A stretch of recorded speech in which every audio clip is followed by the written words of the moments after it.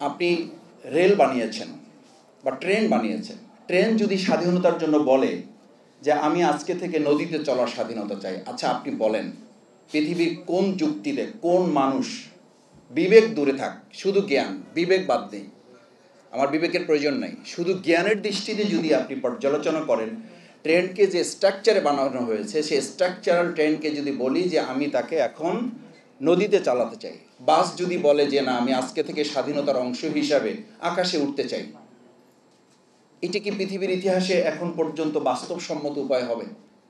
হবে না। যেমনটা হবে না, আল্লাহ সুবহানাহু ওয়া তাআলা পৃথিবীতে মানুষ সৃষ্টি করেছেন, আলা আল্লাহুল খালকু ওয়াল আমর, শরীর যার, স্বাধীনতা তার। এটা তো একজন শুধু মুসলিম শুধু বলবো না আমি, যিনি মিনিমাম কোনো ধর্মগ্রন্থ মানেন, কোনো বিশ্বাসী কোনো একটা ধর্মগ্রন্থের উপর তার আস্থা বিশ্বাস থাকে, তিনি এই কথা বলেন না, তিনি এটা বলতে পারেন না, কারণ এটা তার প্রতি অন্যায্যতা। আজকে এখানে দুটো শব্দ বারবার ব্যবহৃত হচ্ছে, একটা হচ্ছে সমতা আর একটা হচ্ছে ন্যায্যতা।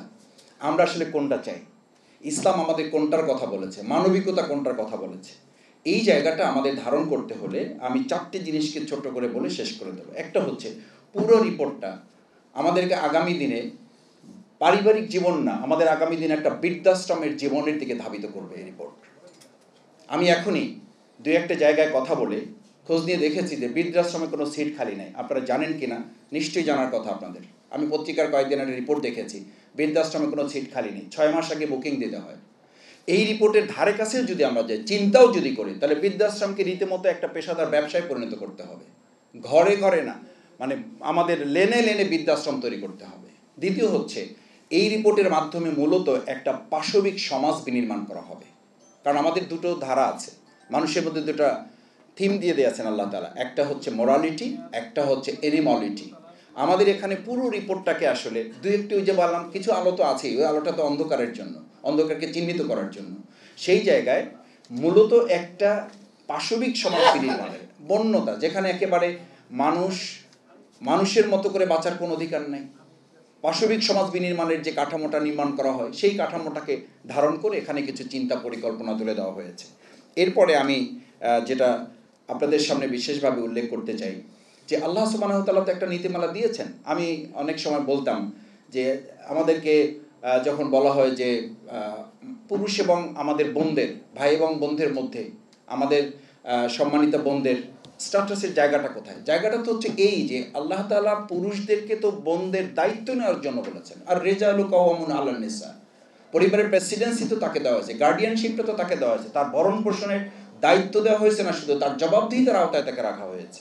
সেই জবাবদিহিতার আওতায় থেকে যদি কেউ মনে করে যে না আমি আমার এখান থেকে দায়িত্বের জায়গা থেকে আমি বের হয়ে যাব, আমি গার্ডিয়ানশিপের মধ্যে থাকতে চাই না, আমি অভিভাবকত্বের মধ্যে থাকতে চাই না, আমি নিজেই অভিভাবক সাজতে চাই, এটা একটা বিষয়। আর একটা হচ্ছে যদি আমি আমার অধিকার বা ন্যায্যতার পরিবর্তে আমি যদি আমার সেখানে অ্যাগ্রেসিভনেসটাকে প্রতিষ্ঠিত করতে চাই, আমার নিজস্ব গোয়ার্দমিটাকে প্রতিষ্ঠিত করতে চাই, আমার শক্তিটাকে প্রয়োগ করতে চাই, তাহলে শক্তি এবং নৈতিকতা দুটো জিনিসের লড়াই যেখানে হবে সেই সমাজটা কোনো ন্যায্য সমাজ হবে না। সমতা তো প্রশ্নই নাই, ন্যায্য সমাজ হবে না।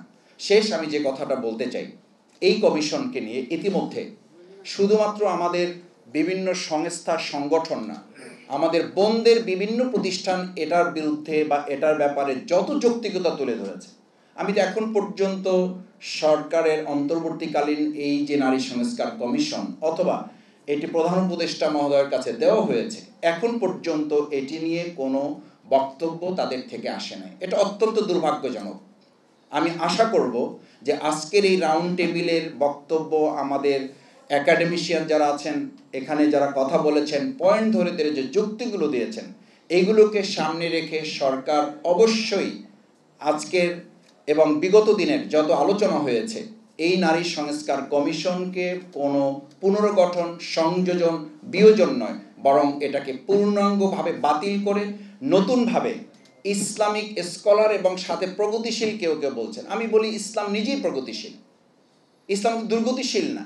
এটা যুক্ত করে আরেকটা প্রকার প্রতারণা, এটা যুক্ত করে আরেকটা ষড়যন্ত্র যে ইসলামিক স্কলারদের মধ্যে আবার প্রগতিশীল, ইসলামিক স্কলার আবার প্রগতিশীল, ইসলাম নিজেই একটা প্রগতিশীল।